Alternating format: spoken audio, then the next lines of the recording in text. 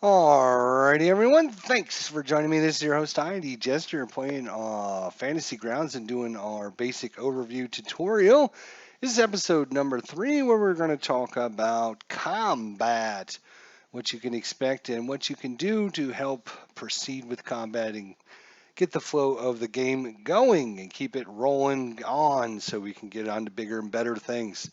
So you can see here, Hellsfar, our character, and Hamtag, our companion, have entered into the dark, dangerous cave, and some bloody goblins have decided to show up and take care of us. Well, little they know, we aren't going to go down without a fight. So, we've got combat. Again, manipulating your map, making sure, you got it zoomed in, the right distance. In this case, the DM will unveil the shroud, as you proceed. I will do that as a DM here and just kind of show you that. So depending on how much area you may or may not know, you may need to zoom in or out. Again, use your golden diamond to kind of position it and get things ready.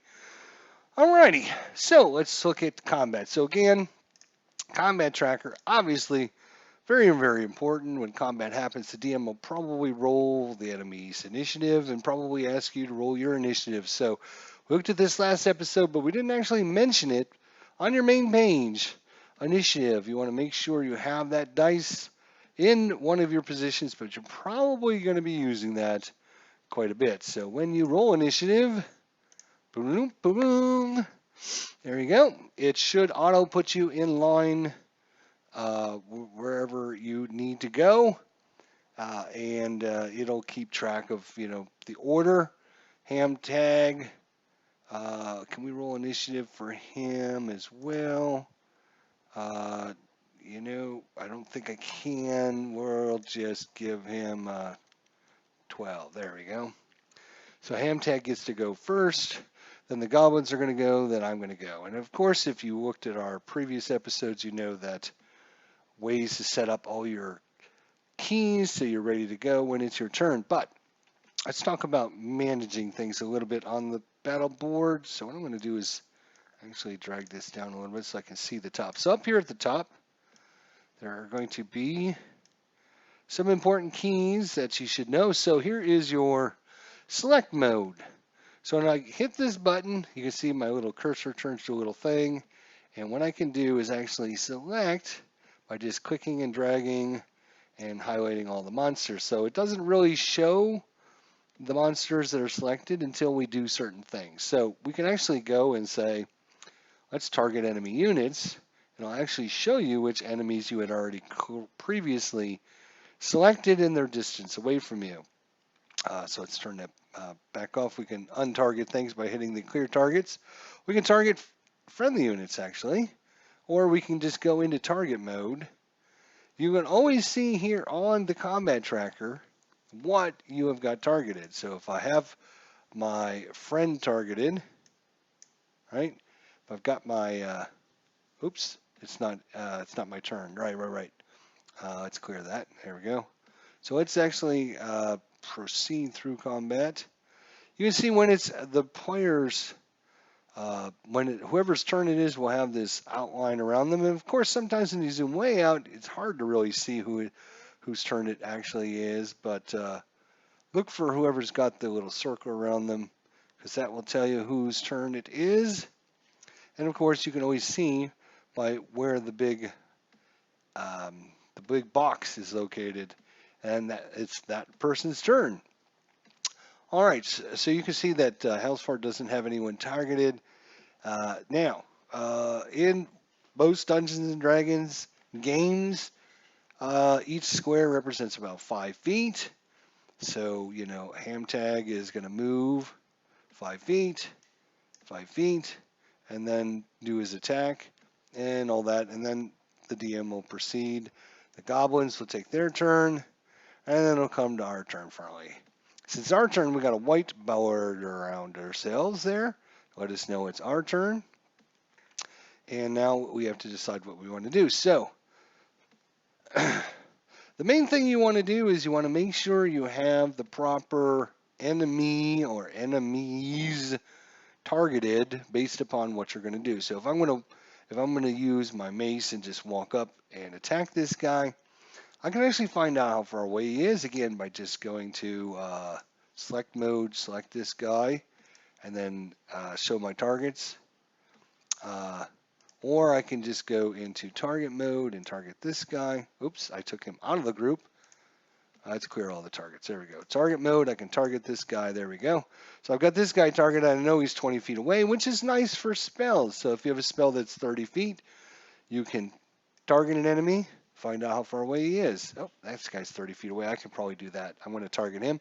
So I'm going to clear all of my targets, and then I'm going to retarget this guy, and I'm ready to cast my spell that is 30 feet.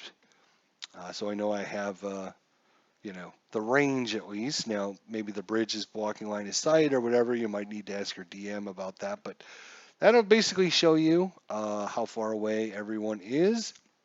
If the DM did a good job of marking out grids on your map, and you should be ready to go. And the most important thing is you will see in the combat tracker who you have targeted. You can always, again, clear the targets.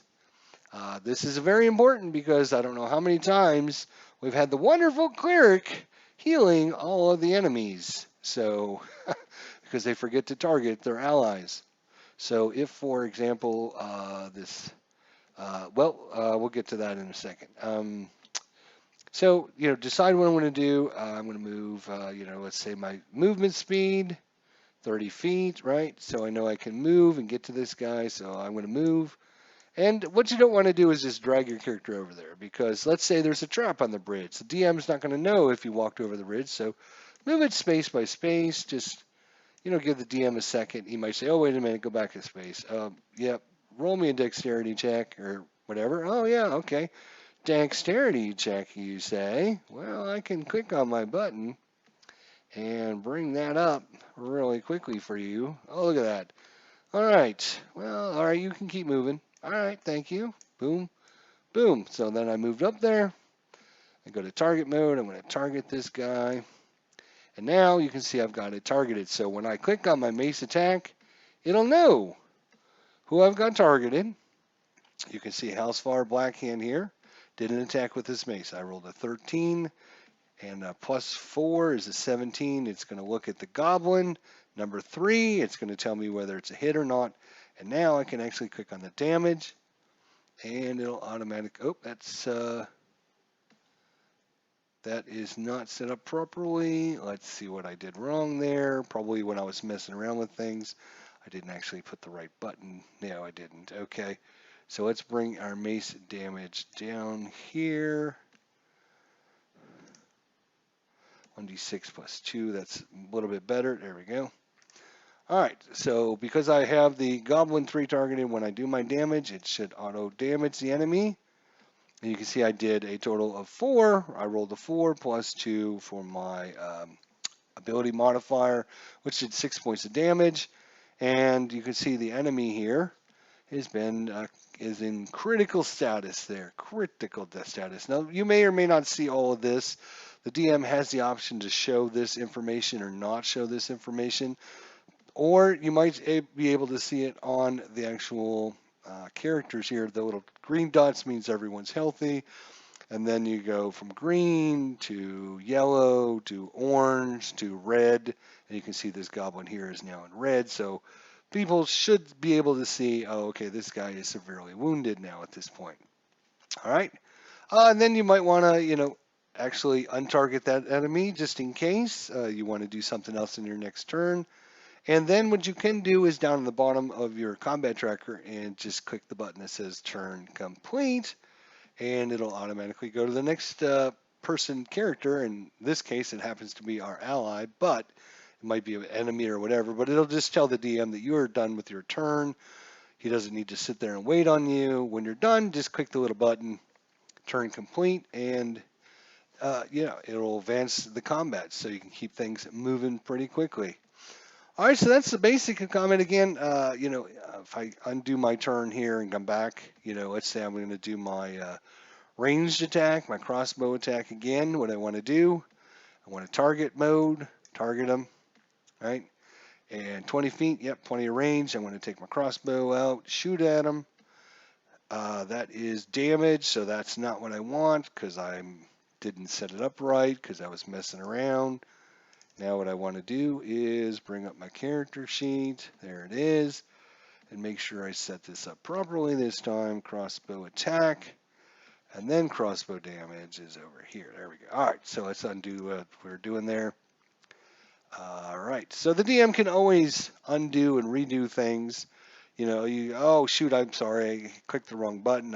I meant to do an attack roll. Instead, I did the damage. The DM can come in there and go, okay, no problem. We'll just give him his hit points back. He is,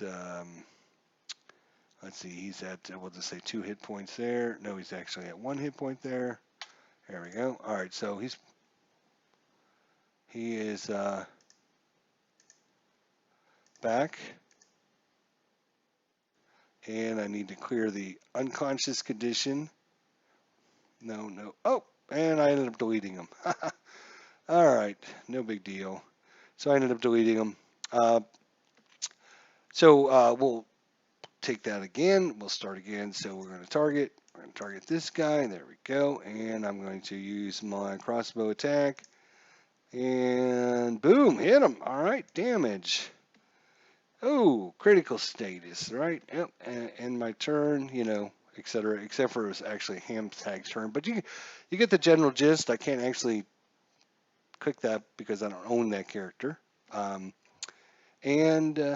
Yeah, so you notice it's not my turn. I can actually clear my targets when it's not my turn. I just don't believe I can actually target somebody when it's not my turn. Oh, yes, I can. Okay, you can target somebody when it's not your turn. So you can prepare ahead of time, which is very, very nice. So this guy walks up, and he's going to do an attack. And he will, I can't do it from there. I have to do it from the dungeon screen, right. So the other thing we can do, boom, boom, boom. And he's hit. And now he's going to do damage. All right, there we go. So you can see he's now lightish green, so he's moderate damage, right? And this guy is now going to move. Oh, I can't do. I keep forgetting. I'm not the DM right now, right? So goblin number 2, he's going to move. Oh, got to do it over on the DM. 5, 10, 15, 20. He's going to come up, and he's going to try to attack me. Misses. And then this goblin here, 5, 10, 15, 20. And he's going to throw a javelin at him. And hit. Ooh. And now this guy takes some damage there. Boom. 8 more points of damage. So you can see he's now gone from light green into like a yellowish orange color. So he is now considered what? Heavy damage. There we go. All right. So then we go on to the next goblin, and that goblin was killed mysteriously. Oh no, that was goblin 3 that got killed. Right. So right, goblin 4 threw the javelin, so he's done. All right. So now it's on to me. My character's turn. And so I've got this guy targeted, so I want to untarget him. I'm going to move 5, 10, and yes, there would be an attack of opportunity there, but I am going to cure my wounds. But first thing I want to do is target my friend, right? So I got him targeted and cure wounds. And blah, blah. It automatically did it all for me. You see that? So cured him of 14, so he is now almost back to full. Great for him. All right, so that's pretty much that. So let's talk about some of the other things you can do. So if you're a spellcaster or whatever, you can always right-click the desktop where there's not an enemy, right? Right-click the desktop. You can actually go to pointers, right? And there are some options. So you can have an arrow, a square, a circle, a cone, depending on your spell. Maybe you're just asking the DM about something. He's not sure what you're talking about. You can just say arrow. So I'm going to say, you know, hey, I put an arrow down, and the other players in the DM will see this. You can say, hey, there's an arrow I put down. Is that a hallway down that way? Do we hear anything coming from that hallway? So that way the DM knows what you're talking about or whatever the situation is. You can always then click back on it, right click, and go to pointers, and then remove this. So you don't have to keep everything out there. Again, you can use a pointer. Go to circle, we can draw a circle, maybe a 10-foot diameter spell, and you can see wherever the main point is will have a square or a square box on it, and I can click on that and I can just drag it around. So you don't have to necessarily draw it right on top of characters at the time. You can always do it somewhere else and then bring it over, go back to pointers, and then go to remove this. Again, that's a good reason why you want to have different colors, because there might be multiple different people out there with spells, and this way you'll know whose whose spell is in which area.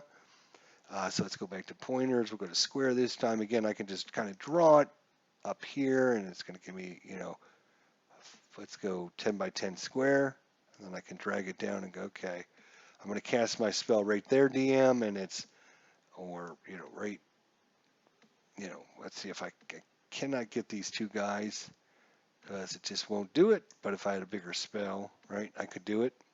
Pointer, let's delete that. Let's say I have a bigger spell here that gives me 15, right? There we go. All right, DM, I'm going to target that spot right there. And you can see it's going to target all those enemies, blah, blah, blah. So that way the DM can see where your spell is going to go off. If you have multiple different attacks, again, right click, pointers.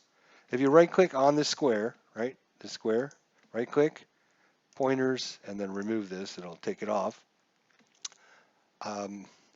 If you have a spell that will target, let's say I have a spell that'll target two enemies, right, I can actually go to select target mode. I can box in both of those guys, right? And then when I do my attack, my spell, let's see what spells we have here. Casting spells, we have Guiding Bolt, right? So we're going to click on that. And, well,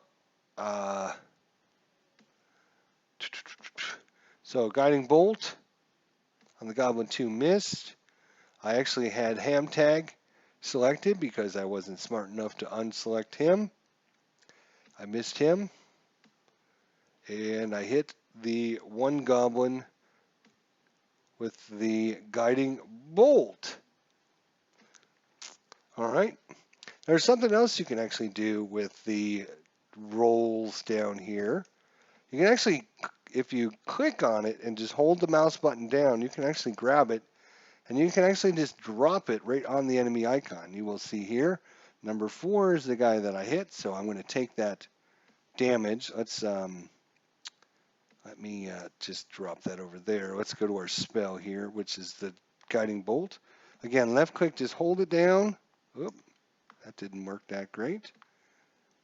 That's because I got a crappy mouse. All right, let's try that again. So left click, drag, and drop him right on the character, and there you go. Boom. He is dead. I did 14 points of damage to him. He is dead. So you can take you don't have to necessarily. Again, I can do my Guiding Bolt spell, find out who damaged, and then I can just roll the damage, right? Just like that. And whoever I'd hit, it would damage them.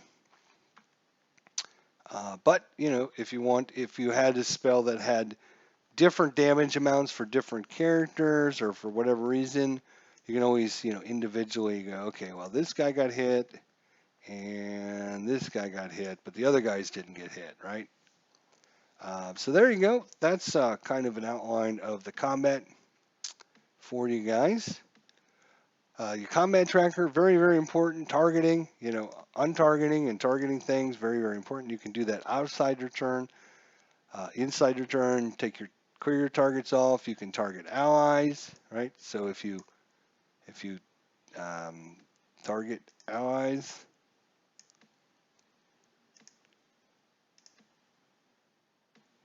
there you go. With your spell, clear your targets. All right, there we go. Come on. Is it? Oh, it's.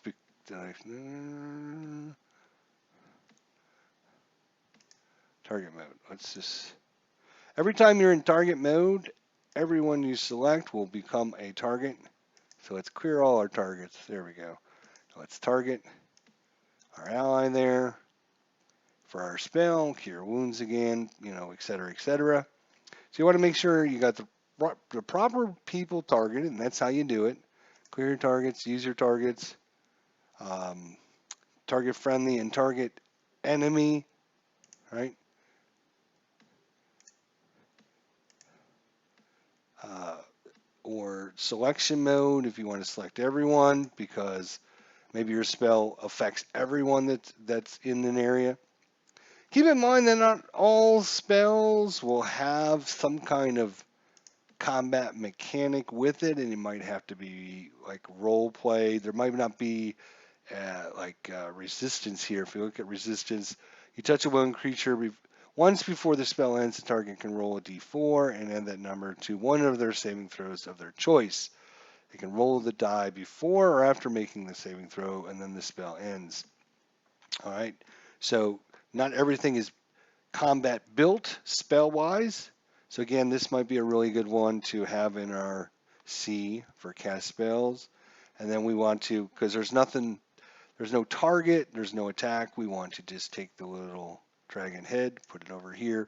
So we cast a spell, we can say, okay, Hamtag, you feel me touch your shoulder and whisper in your ear and say, you will be stronger with the power of my God.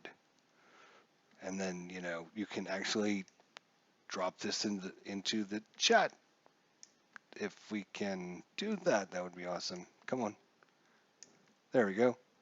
And then it'll have the information on there. So if he wants to, the other player wants to click on it and find out the information, he just has to click on the dragon head and blah, blah, blah. And he'll get all the information that he needs from it. The DM might need the information or whatever. So good way. If you don't have spells that don't have combat attacks and damage and everything, bless will give an effect. So if we put that under the C, we'll put bless under, say, number, it's only going to need one spot. So we'll put that there. So if I was to target ham tag, let's clear targets again.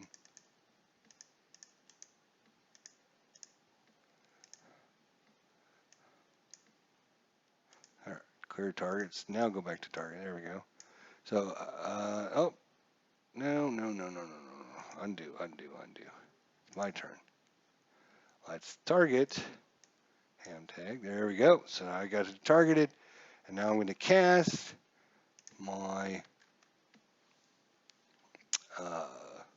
my spell, and you can see it basically gives the information there in the chat. So on an attack, add a d4. On a save, add a d4. Blah, blah, blah.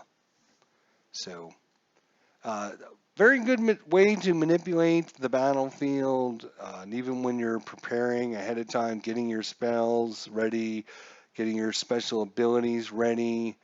Definitely check out last episode where we talked about how to get all of your special abilities ready to go.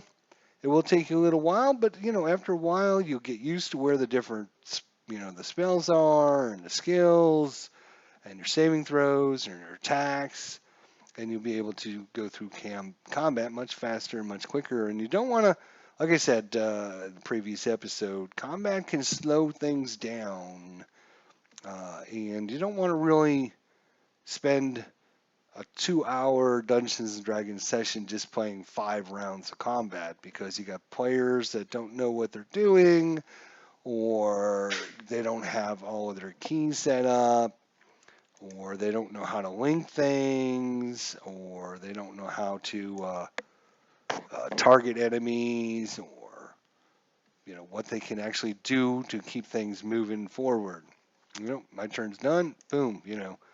So your turn should consist of your actions, describing it, role playing your actions out. Whether you're walking up and hitting someone with a weapon, or you're casting a spell, or using a hide action, or investigative action, or you're pulling a lever off on the wall, or you're lighting a torch and throwing it on the bridge to, start that in fire. Um, Use your pointers. If you need to highlight, if you're going to have a spell on the ground that's going to last 6 turns or 12 turns, and it's just lava or poison or whatever it happens to be, mark that on the map so everyone knows. Like I said, you can always get this ahead of time. If I know I'm gonna cast a spell, I can always, when it's not my turn, you can see it's Hamtag's turn. I can just get a pointer ready and draw a 10 by 10 area, and then I can just, have it off to the side until the time comes, and and then when I'm ready, boom, I pull it out and go, okay, I'm going to cast a spell right here, and this area is going to be covered in thick uh, octopus tentacles coming out of the ground, grabbing everything that's in that area. What happens. Like I said, not all spells are going to be combat worthy or have information that you need to, but a lot of them will have. Some of them will have saving throws. Some of them will have attack. Some of them will have damage. Some of them will have other effects. Let's see if we can find out. Here's enhance abilities. Here's the effect. Again, if I go to cast this spell, people should know what it does so it doesn't slow down the game. I can always put this in my thing so when I use the power, if I'm not sure, wait a minute, can I use this ability or whatever? You can always have this spell. You can have your spells, right? All you have to do is click on the dragon head again. You can have all your spells just kind of highlighted over here on the side if you wanted to. Whatever works for you. It's your desktop. It's your desktop. You do whatever you want, but do what you can to keep the flow of the game going. And oops, that's not what I wanted, right? So anytime I use any of these spells, probably don't want to do it like that, because otherwise you're just going to block off the one underneath it. But whatever, I'm just trying to give you different ideas you can use. That's about as small as the spell might go, but maybe what you do is keep out 2 or 3 of the ones that you use a lot. We can have 3 spells up there. There you go. So, if it's coming up to my turn, there's other combats going on, I can get 3 spells up and have them available and ready. Okay, I'm going to either cast Bless if it looks like a good opportunity, or I'm going to cast Healing Word if someone needs it, or I'm going to cast Enhance Ability if I am, adjacent to someone and I can touch them. And you have all the information ready to go. Your turn shows up, and then you can say, you know what? I am going to cast a spell. You got to put it in the chat. There we go. And then hopefully you'll have, if it has a damage attack, a saving throw required, or damage or anything, you'll have all that stuff ready to go in your hotbar for you. So there's definitely certain things that you can do, and being a new Fantasy Ground players, it'll take you a little while to get used to all this, but that's why I did this video, is to kind of help players out there that have heard that Fantasy Grounds is really complicated, and It's hard to manage. You can see it's not that hard. It's just getting used to it, trying it out, practicing. After 2 or 3 sessions, our players are doing great, and being able to manage and manipulate their characters, which allows the DM to focus in on his stuff, and he doesn't have to stop and look up spells and try to figure out if you're doing everything you should be doing. And if you're like, well, I think I have a power that does this, but I'm not sure about it, you should be able to know, okay, how do I get to it? I go to my abilities, right, okay, and then second wind. And, I just took a fighter class. I don't know how much to do this. I can have this ready to go. So when it's my turn, I can say, all right, DM, I'm going to use my second wind, but I'm not sure. I haven't looked at it in a while. Can you tell me what I'm supposed to do? And that way the DM doesn't need to look it up. It's already in the chat, ready to go. And don't try and put it in the actual where you type, because that's where I keep trying to do it. You actually want to just drop it down anywhere in the box. So with dice rolls, again, you can just click and drag them, right? You can click and drag them on the enemy's heads that you have targeted. If you don't have that enemy targeted, what'll end up happening is you will, with my mace attack, it'll just literally, it won't, uh, it will, one of the cool things about it will, if I don't have Goblin targeted, but I still drop it on his head, it'll still try to attack that. You can see Goblin 1, see, Goblin number 1, because I dropped the thing on him. But if I don't have the enemy targeted and I just hit mace attack, it will attack whoever I have as my target, right? So whoever I actually have ham tag my target. So you want to make sure, depending on how you do it. Let's click on my character. There we go. Clear, clear, target. There we go. Now I got Goblin 1 targeted, just like that. And I don't have to wait till my turn. Now maybe Goblin 1 dies before my turn comes around, which is fine. Then I just, untarget him and target the other Goblin. Okay, I'll go after this guy then, or whatever the situation is. Shouldn't take you very long, to end up targeting different guys, clearing different targets. If you got to target multiple guys, right, just target mode, box those guys in, and I got 2 of them. Right? If I need to target 3 of them, I can just click target mode, click on target mode. I can let's try one more time. Target mode. I put that guy in, and I can add these 2 as well. You can see I got all 3 of them targeted. Sometimes you might need to box in several different groups, which is not that hard either. It just takes a little bit of practice. On target. Target. Oh, this time it's a cure spell, so I want to target my ally. Next round, untarget, target, Goblin number 1 and Goblin number 2. Boom. And I got both of them targeted, just like that.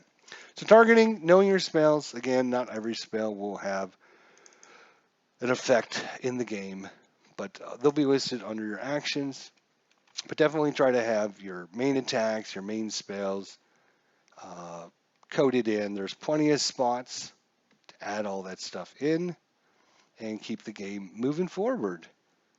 And you don't need to be an expert. You don't. You just have to be prepared enough to go, I don't know what this spell does, right? And instead of stopping the game and having the DM try to look things up, all you have to do is say, all right, I don't know what this spell does. DM, can you let me know? And then have that information ready for him to go. So just being able to manage your character, make sure, again, you want to make sure your items are on, equipped, if you got them out. There's nothing worse than getting a shield, not having your shield on. You're equipped. Let's say I have it in my carried belongings, and now my armor class is a 16, and then at the end of the adventure, I'm going through my inventory, and I'm like, damn, I had a shield all this time, and I never had it on. So while it's not your turn, you should be looking at things, checking things out, making sure you're ready to go. Just kind of be, a proficient, good player. There's nothing wrong with asking questions. There's not a DM out there that's going to be mad for you asking questions or not knowing things. What the DM is going to be mad about is going to be the fact that you don't know how to do it or bring it up. What does my human give me? Well, there, all the information you need. It's all in the game. You just have to know where to look to get it. What does history do? Well, click on the little thing and it tells you. Click on nature. What is nature? Your intelligence checks measures your ability to recall lore about terrain, plants, and animals, the weather, and natural cycles. Boom. Medicine check. What am I supposed to do with a medicine check? Try to stabilize a dying companion. Oh, there you go. Or diagnose an illness. Oh, there you go. So it's all there. You just have to mess around with it a little while and figure it out, and you'll be pretty proficient pretty quickly. It's not as hard as people try to make it seem. And you can see I'm trying to give you some different have some different spells available. Doesn't mean you have to use these all the time, but no, I don't want to use any of these spells, right? I can literally click on my character sheet, go to the spell I want to cast, right? Let's say Sacred Flame, right? And then I can look and see, oh, it's a saving throw one. Okay, all right, so I need to roll that to see if the goblins make their saving throw, and then do damage, and there you go. Because that's not one of the ones I had up, but it shouldn't only take me but a few minutes to do that. So I know with our group, we normally just get players ahead of time. We just do a practice combat session or two and get everyone used to it, the flow, figuring things out, give them a chance to set up their characters, try out some of their abilities, make sure everything works, and then when we get role playing, that way everyone can focus in on the fun of the game and not just trying to figure out how to run fantasy grounds. What the hell am I doing wrong? Why can't I see this? Why can't I do this? Targeting, very important in combat. All right. Well, I think that'll probably conclude our introduction to Fantasy Grounds and how things are set up. If you're interested, let us know in the comments section below. And we'll be starting a D&D adventure very, very soon. So hopefully this has been helpful to everyone out there. And if you're interested in joining in our wonderful Dungeons & Dragons group, give us a holler and let us know. Until then, we'll see everyone next time. Thanks for watching, guys.